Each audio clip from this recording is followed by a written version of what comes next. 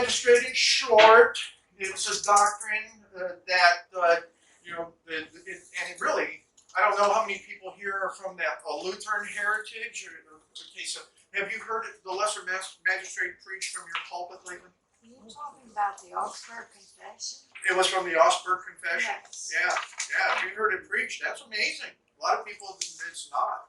My So husband's a I'm pastor. impressed. My Yeah. husband's a pastor. It all comes down to is that when your higher ranking civil authority makes unjust law, policy, or even court opinions, when that happens at that level, so let's see, we have a governor that's making all of these opinions, and he's basing it on, as Kathy was talking, my wife Kathy was back here, was talking to someone earlier about going, if you haven't listened to Dr. Frank on YouTube, and the depressor is what he calls it, relative after every one of Governor DeWine's press conferences, they have the real data. The real data shows, I'm telling you, I don't know why we're not all storming down, you know, to Columbus. But anyway, if the lesser magistrate is doing all of these types of things, and then, oh, let's see, the lower or lesser magistrate has both the God-given right and duty. You see, I think that's what a lot of our elected officials don't understand right now, is that their authority, what they have, even though they may have been elected by us, their first place of responsibility that they have to look to their authority for is to God. We used to teach that. That used to be taught. That used to be something that was ubiquitous in the understanding of governance. But they have both the God-given right and duty to refuse obedience to that superior authority when it's necessary, and, if necessary, to actively resist. That's what the doctrine is. This is a summation in short. Not only that, lesser magistrate doctrine is rooted in historic Christian doctrine of interposition. Interposition is real simple. Because you know what? I love this brother.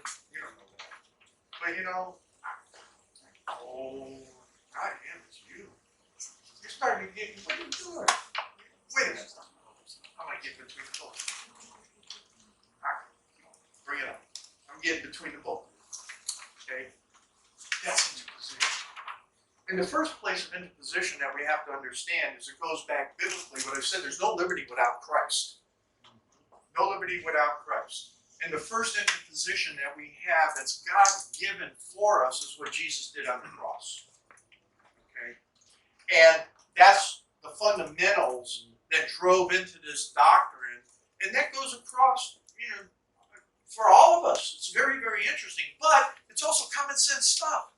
You know what? If you're going to get, look, I already made a covenant with this guy. We're bros now, man. You know what? You're going to start, come on. You and me.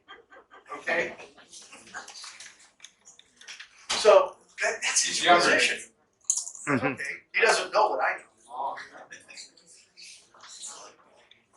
He doesn't know what I know. Or I think I know. Alright, so, this is what we want to talk about, because this is an exercise. We're going to exercise a little bit here. 4 levels of injustice. I thought the work that was done by this guy down here, here he is, Dr. Ryan McPherson, fabulous, fabulous work. He took it and he rendered it down into 4 simple things of saying, when do I do something? When do I do something not only as that elected official, but when do we as civilians, the rest of the people, get engaged? Okay, so level 1, not excessively atrocious governor. Okay, 2 is the lawless tyrant. Okay, 3, coercive tyrant. Put your mask on, Elliot. Well, I got it. I don't see it. Well, yeah, that's right. I remember you were able to. Yeah, and then the 4th one is also the one that is the persecutor of God, and we're seeing a lot of that in so many different ways. So those were, you know, really the 4 fundamentals. I'm not going to try and read all of this for you. You can read for yourself. That's why, once again, get this, and then, you know, I can kind of render through a lot of things. So the bottom line is that in level 1, okay, we see a lot of people out there in governance right now. They're kind of, they're naturally weak, they wishy-washy type of people. You know, we elect them because they were the lesser of two evils, and you know, we got them in there. But at the same time, they're not necessarily doing all of those things that are for righteousness. They don't understand what that is. They're not doing that which is even constitutional within the context of how we should govern within our communities, our cities, in our counties, or the state level. I think the really important emphasis here is that what I want to drive home, and what Tom brought out earlier, is we have to look again at community, and we have to look at then what does that mean, as I say, and I mentioned to someone else earlier, is the Republic of Ohio. How do we retain and restore that, and then how do we retain and restore that within the context of our own communities and our county? So with that, we can see this. I mean, you elect somebody, and next thing you know, you're looking at them and going, what the heck is that commissioner doing? Or what is that, you know, we just elected that guy as, you know, whatever office, or that gal, or the school board, or this or that. Why are they bringing all that stuff in? Well, some of it may be because they're weak, they're seeing all this different stuff, whatever. But, you know, what we have here is that at the end of it, in great, they're not excessive. They're not excessively atrocious. They're just a pain in the neck. Okay. 2, the injustice, the lawless tyrant. I mean, these guys, this is the next level where they're beyond atrocious.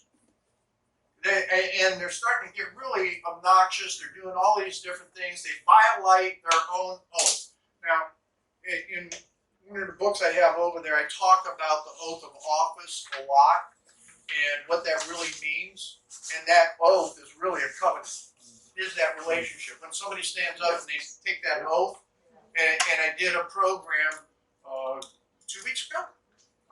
That was when I saw Governor DeWine. I was going to talk about what he did on executive orders on his first day, and after he took the oath of office, the executive orders he signed, a couple of them were really atrocious on the mental health side and all of that, and I was going to approach it from there. But then I look at this picture, and there he is with 9 Bibles or New Testaments taken to oath. So I called it 9 Ways to Perdition. And it's because right there is that, wait a minute, he took an oath, and he's swearing before and to God that he's going to exercise that oath. The man does not understand in the slightest amount what he just did. Because we live in something greater than ourselves. And in doing that, he just, anyway, there's a lot there. But he's an oath breaker. You know, I took the oath to uphold the Constitution 9 times, both military and in different civilian types of organizations and that I participated in. I'm not an oath breaker. I will never break never stepped away from my oath, and I never ever will. And that's why I do what I do, is because what I try to do is help you understand we have to stand on our principles and our truths, and those principles go across very much. So anyway, oath breaker, these guys already, they're tyrants. And you start to deal with them. And it requires the lesser magistrates to start stepping up. And as we look at that, we can look at what it means to affect them, and what is it that the injuries come. And one of the things that has to be noted here is that for those that are the lesser magistrates, they have to look at their inner selves, and they have to look at that relationship that they have with God as well, and know that they're not sinning when they're trying to take and address this. And that's always a challenge. We have to know what that means and understand that as well. But it's not going out there and now all of a sudden, oh yeah, you're not magistrate. I'm sorry, I'm picking on you so much. But you know, you're standing right here. I pick on Elliot more, but the chair's in my way. So, you know, I don't want to go up and just, oh, you're a tyrant. Oh, you're gonna switch seats? Yeah. Okay. So anyway, you know, that's what it comes down to, is how do we take and start approaching that? And then, well, we start getting into 3, the coercive tyrant. Now, the coercive tyrant we have going on, and I think the greatest example of that at the moment is in all the different governors that are running on these different mandates, when if you go look at all the real data and those people that are real data hounds, there's all those different opportunities. And I'll always refer back to Dr. Frank, because this guy's a genius in analytics as well, and what they do. So there's some good stuff there to look at. But when you're starting to see this, you're just starting to see that where's the suffering, where are those different things. One of the things that drives me over the edge is when I go someplace and I see a kid wearing a mask. That's child abuse. One of my degrees is in behavioral science, so I have a real clear picture of a lot of those types of things. And that was one of the reasons I was on the mental health board, until I found out the mental health board was all about the money, when it is bringing principled help to a lot of people. Even though there is help that gets to people, let me qualify that, there still is that I have a different sense of that. And taking the money into that to take and institute different things, all the way down to the kids, which I could spend hours talking about. But that is tyranny, and that's injustice. And what we have going on right now in the state of Ohio and in counties in Ohio that are pushing these unlawful mandates, the health directors and all of those. You guys are blessed with the health director you have here in Lake County. I'll tell you, he's a champion from everything Brian's been able to bring forward with Liberty Camp and all of that. So there's a lot of stuff there. But you know what? Township trustees that can understand this type of information, school boards, others that are elected to office, they can go to the county commissioners, they can go to that health director and say, whoa, time out. Have you been looking at the real data? But why are you promoting fear instead of taking and looking at, well, how do we really get out of this? What are these other options, as Tom was presenting, for businesses? How do you respect people, individuals, and the fundamentals of why government is in place is to do what? Protect our property, our liberty, and our God-given rights. Those are the three fundamentals of government. Period. End of story. All right, so trying to keep it short. Level 4. Now, for me, this is whether many people look at it, but persecutor of God. We're seeing that in so many different ways and throughout different levels of government and what is being imposed. As I say, a lot of education is indoctrination. It's not really education. And therefore, those on the school boards need to be challenged. And big question for you. One of the other reasons that I was looking at what Governor DeWine was, I've been doing the research on all of the COVID money coming in. And on the one program I talk about right now, just in Columbus alone, they got over $2 billion in Columbus. Okay, $2 billion in Columbus. Now, the way the chart goes is that education gets money directly from the federal government outside of the monies then that come in to the state and are distributed through the state. The federal government is owning education by virtue of directly funding education in the COVID bill. Right? And that's the one that's already there. The one that's on the docket right now is even worse. So what they're doing, the question then becomes, and I think that Tom Zalkowski asked a good question in our program last week. He asked a question, so on your school board, how about asking them, how much money have they saved by not having the kids in school over this period of time that they haven't been in school, and are they going to return that money to you? And the question goes with that is that because of that money that they're receiving directly from the federal government, how much COVID money is the school board receiving directly from the federal government and from the state? Ask a question about this. How much in total COVID money is coming in that we can take and then offset our tax bill, local tax bill, because you don't need that money anymore. You're getting it from the federal government and funneled from the federal government through the state. Interesting questions to ask. And that goes hand in hand with a lot of the other agencies or the taxing authorities, the 9 taxing authorities within every county and how that money is coming into all of those. And why is it that Ohio State got $14 million when they are one of the richest entities in the U.S. and they were one of the first ones to get it? I know you Ohio State fans push it. Anyway, the real bottom line is, how's the gospel being attacked? How are your churches being attacked? How long were you out of church? You know, churches in Ohio had a little bit more opportunities to participate, but you know, there's your pastor or your priest make you mask up to come to service. God wants you to see your face. He wants you to be able to praise Him and sing and enjoy that. So those are just interesting questions on, you know, where does that tyranny start to cross the line? And then what are those types of things that the lesser magistrate can do? Now, in this, the Magdeburg Confession is also talking about the doctrine of vocation. And the doctrine of vocation is very simple. Each and every one of us was created by God with many different gifts, our talents, and all of that. They're just ours because He gave them to us. And that, are we the best fit for what we're doing?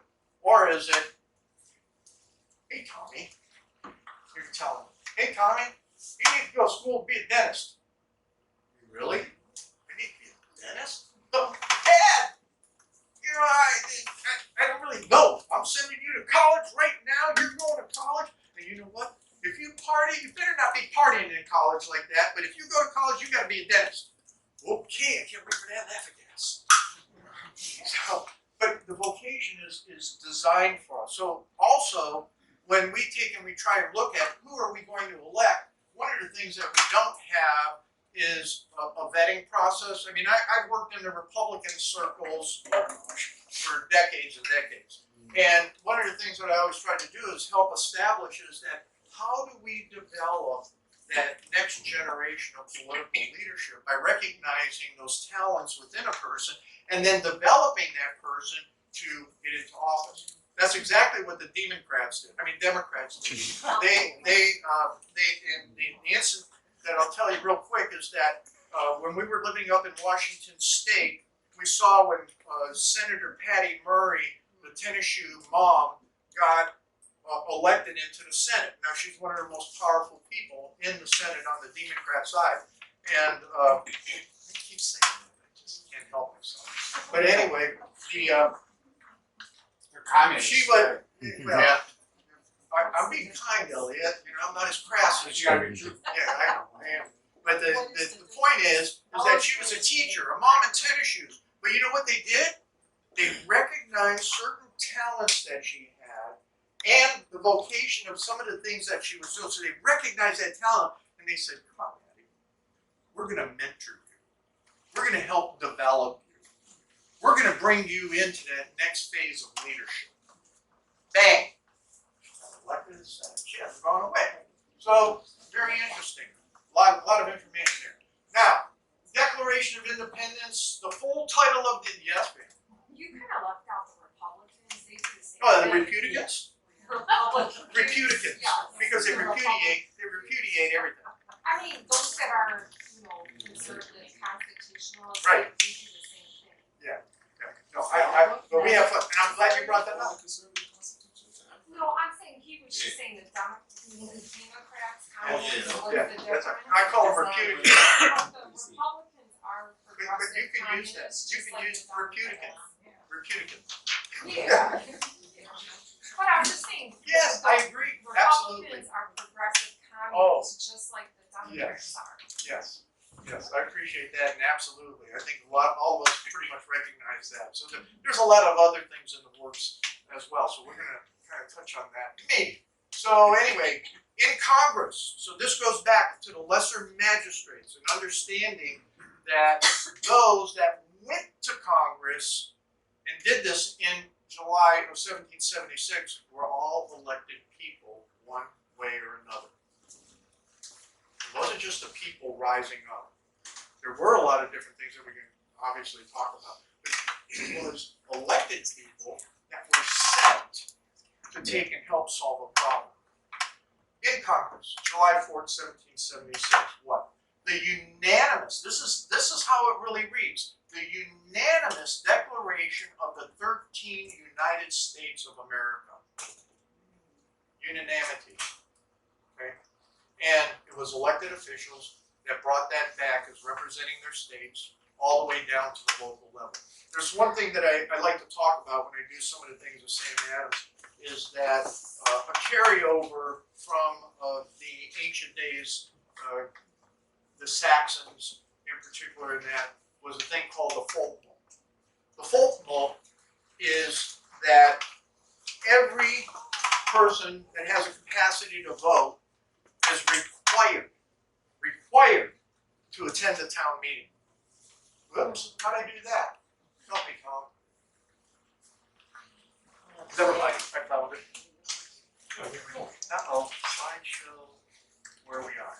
I hit too many buttons. So they were required. Now we can't even get our elected officials to show up for a town meeting because they don't have any. So I think that's something that's interesting to do.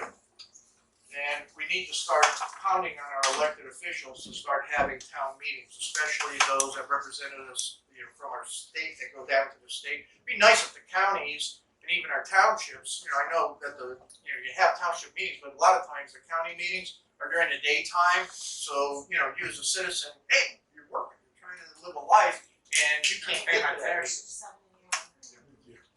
So, yeah. I mean, in Geauga County, they're 9 o'clock in the morning on Tuesdays.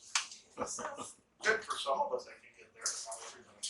Okay, action items for you as individual. What can you do? Let's get to that. That's real fast. All right. Leadership of the rebellion in Boston. And you got to understand that there was a revolution in America before the 1700s. It was right there, 1689.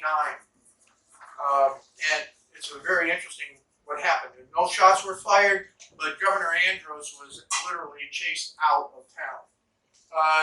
And that what happened was in that it was a unanimous agreement of the people at that point. And literally people went out in the streets in arms and, they went after the governor. But it was unanimous. So once again, you just can't have, onesie-twosies and all of that going out and doing something. You have to have what Tom's talking about is that coordinated effort around amongst a number of different groups. And the citizens understanding all of those other buttons, 1 through 4, what stage are we in different things. First, from the leadership perspective, the leaders have to understand it. And then, how do the people understand it? So we got a lot of work to do. Let's see.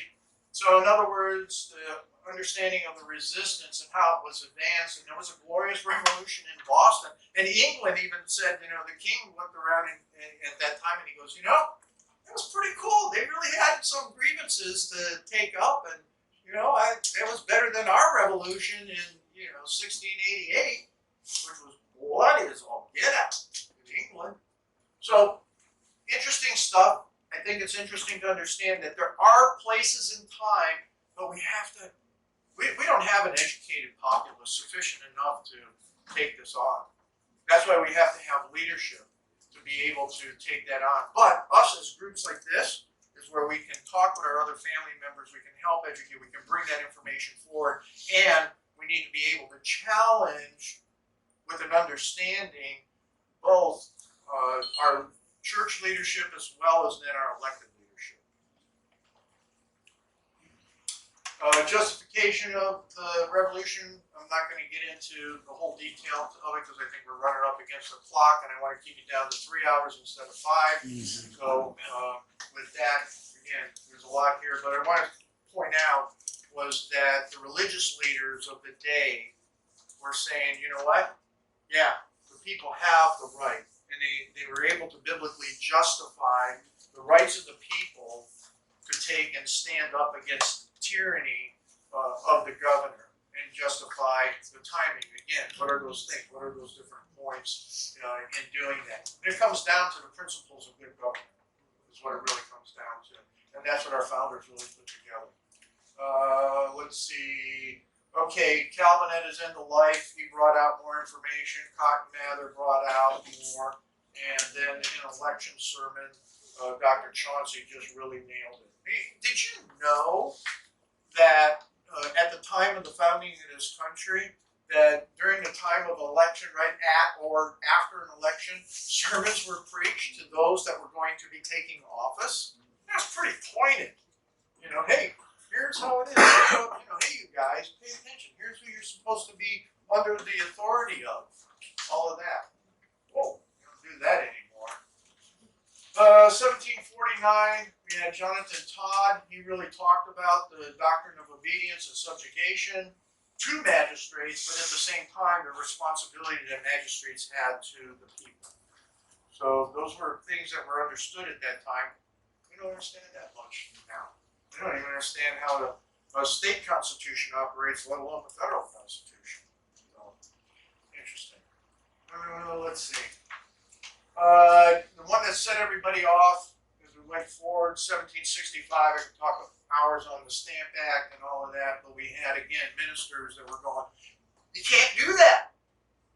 So I got to tell you, you know, no matter what someone's persuasion may be and their theology is, the bottom line is that government cannot be tyrannical over the people, because it's not just about our liberties and freedoms. It really gets down to what's going on for the freedom of our souls. So I always bring that out. Let's see, what do you do today? Part 1. What do you do today? Part 1 is return to your foundational roots that are deeper than just constitutionalism alone.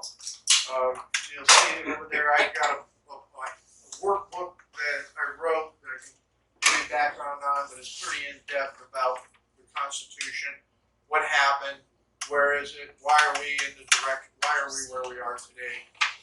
That's what it is. Encourage your pastors, church leaders to understand the foundations that came in with this doctrine of the lesser magistrate. It was something that happened during the Reformation. Persuade elected at every level. Oh, here's one for you. I'm going to get in front of the screen. Who is your first elected person? You're cheating. It looks behind you. Who's the first elected person in your community? Your precinct person. They didn't just show up. They got elected. You elected them. Doesn't matter what party you are. That's part of the process of how it works, especially in Ohio. Your precinct person. Initiate citizens' development of a platform. We don't have platforms. I don't think that the Democrat Party in Ohio, and I know for sure that except in Lake County, your unusual Lake County, is that the Republicans have a platform for the Republican Party. Most everywhere else they don't. But you have no mechanism of accountability if you do not have something of that nature. And then demand of the political parties to have that platform. Okay, what do? Second part is get to know your office holders. Who's an office holder? Who holds office? Anybody in this room? What, the committee? Precinct. Committee? Oh, yeah. Precinct committee. Yeah. Precinct. Kirsten. So we have several. Get to know them. Get to know who they are. Hey, let's go have a cup of coffee. What are you thinking? What's your political philosophy? What are you really trying to accomplish in this job? Here's some of the things that we've got going on that are kind of interesting. Hey, can you come and call a community meeting together, whereby which we can sit down and you can have a greater understanding of what's going on in the community? What? You're making all the decisions for me? How do you even know who I am, let alone make a decision for me? Oh, okay. Wow, they're mind readers. Okay, see what they know about any foundational truths. Get to know if they have any understanding of biblical principles of government, if that's important to you, or what are the basic principles of constitutional governance. Introduce them to the concept of the lesser magistrate. Actively be involved. And the real important ones, I'm going to tell you right now, the ones that I find that, again, are frustrating for some that are on your boards. So those that are on your taxing authorities, your mental health boards, your elderly boards, your health boards, all of these other boards that your house payment, taxes go to support. Those people have no accountability. because the way that Ohio law is, they're codified as self-entities. County commissioners may have some oversight, but unless you, as a citizen participant, get to know them and question what they're doing, they do whatever they please. And the directors of those agencies really do whatever they please within the scope of the law. They're pretty good at following the law, but they're career bureaucrats. So they know how to manipulate the system. Can I get to the question? Can you hold the question? Let me slam through this because I'm taking up a lot of your time and I apologize. So anyway, it's really actively work, from those constitutional principles as much as you can. Precinct Committee Handbook. When's the last time you read your Precinct Committee Handbook? Do you have a Precinct Committee Handbook? Well, small. Do you have a Precinct Committee Yeah, Handbook? small. Awesome. You're strange. So this is from the Democratic Party Precinct Committee Handbook in Indiana. You know, when I started searching Ohio, though, for the Precinct Committee Handbook, let me see. Precinct Committee Handbook, especially for Ohio Republicans. Ohio Democrats fit the same one. Are you ready for this one? Here it is. Here is the way to the Precinct Committee Handbook, exactly where you can find it. It is nothing! There is nothing! Except you guys. Lake County. Lake County, you guys are, you're rocking. We don't have man. ours online. We have our own, political. You're rocking. You're rocking. Now, are you training all your precinct committee people with it? We have meetings. You're rocking. You're unusual. That is very unusual. So, what you can implement today, let's see, if you're not finding that lesser magistrate willing to, what can you do? What can you do? Tom already mentioned that. Just participate with this organization right here, Lake County Liberty Coalition, and start seeing what that is doing with all of these. You know, we need to start drawing together on that common ground, because that's exactly what the founders did when they started defining things through the what they did on their letters, their committees of correspondence, and the letters that they started writing, not only with the local communities, but then how they started extending that into the other colonies to become states. Boy, that really came together. 2 more minutes. Quotes of the day. Just look at these. I think they were really interesting. This one was, I think, just blew me away. And if I could read it for you, is the traitor appears not a traitor. He speaks in accents familiar to his victims. He wears their face and their arguments. He appeals to the baseness that lies deep in the hearts of all men. He rots the soul of a nation. He works secretly and unknown in the night to undermine the pillars of the city. He infects the body politic so that it can no longer resist. The murderer is less to fear.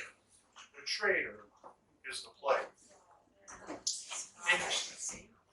Another one here, which Elliot, call him communist if you want to. Karl Marx. This is, something very simple that he said. You can read that for yourself. I don't know if you can read it.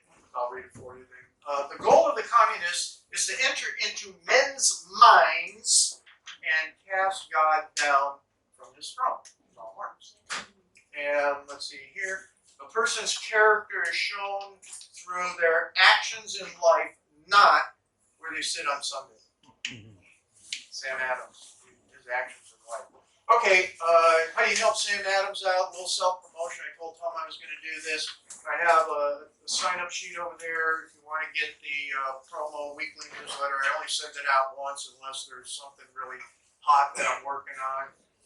You can check out the books. You can buy a book. That always helps. All the proceeds go to keeping Sam Adams going. We're a for-profit organization, so nobody can slap me around as to what I say or don't say. So I can say just about anything that is righteous to say. And we have a business. It's a culinary experience with we grow specialty hot peppers and we do pepper jams. Elliot doesn't like peppers, so he never eats our jams. Yeah, the hot peppers. So anyway, check that out. And those are some of the places. Thank you for your attention. And you know what? It is. We have to call on our elected. A lot of times we don't do that. We have to befriend them, not just beat them up. And then to make this work, here's the whole thing. What the secret of Magdeburg is that the people, that unanimity of the people, supported those elected officials. They put their arms around them. They prayed for them. They interacted with them. When America was founded, the same was true. We elected people to represent us in that Continental Congress. And the people had unanimity when it came back. You know, in Boston, when they did things in the Boston area, they gathered a number of times in Falmouth Hall, but it oftentimes could not hold everybody, so they moved over to one of the churches that could handle a couple thousand people. And at one time, they only had, standing room only. They had, 5,000–6,000 people show up for a town meeting, and that was quite significant when you go research on your own the population of that with that. Thank you, Tom, and thank you everybody for having us.